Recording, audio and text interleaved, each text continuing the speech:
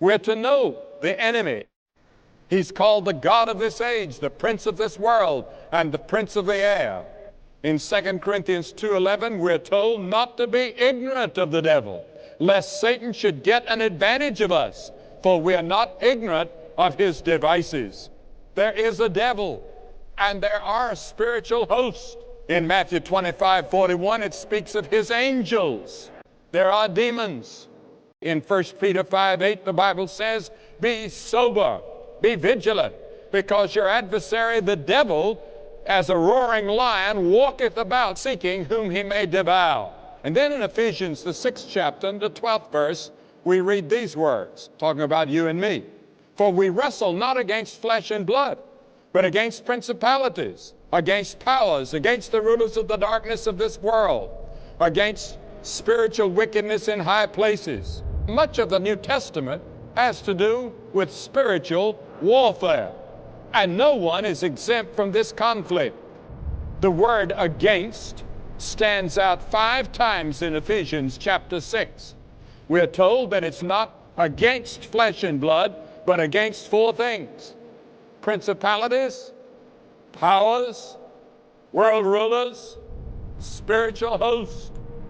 Now, some of the names that are given to Satan and the devil and the tempter in the Bible are, of course, Satan, the deceiver, a liar, a murderer, an accuser, the prince and power of the air, the prince of this world, the god of this age, the destroyer, the evil one, Beelzebub. All of those names are given to a person that we call Satan.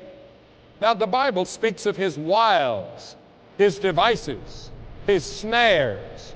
The Bible warns that he beguiles, he seduces, he opposes, he resists, he deceives, he sows tares, he tempts, he persecutes, he blasphemes. Many people ask, where did the devil come from? According to Isaiah 14, he apparently revolted against God. He was the greatest and the most beautiful of all of God's created creatures. And for some unknown, mysterious reason, way back in the eons of time, he led a revolt against God. And he was thrown out of heaven and landed on this planet. He has been fighting God's purposes ever since. And one of God's purposes was to populate this planet with people that would love God and serve God and obey God. And ever since that time, the devil has been active in trying to gain this planet and gain the people that God put here. Now, the devil tries to make us think that he's in hell, but he's never been to hell. The devil is walking about, seeking whom he can devour. There are 3 temptations, and he always uses the same 3. He used them with Jesus. He used them with Eve, Adam and Eve in the Garden of Eden. He used them on you.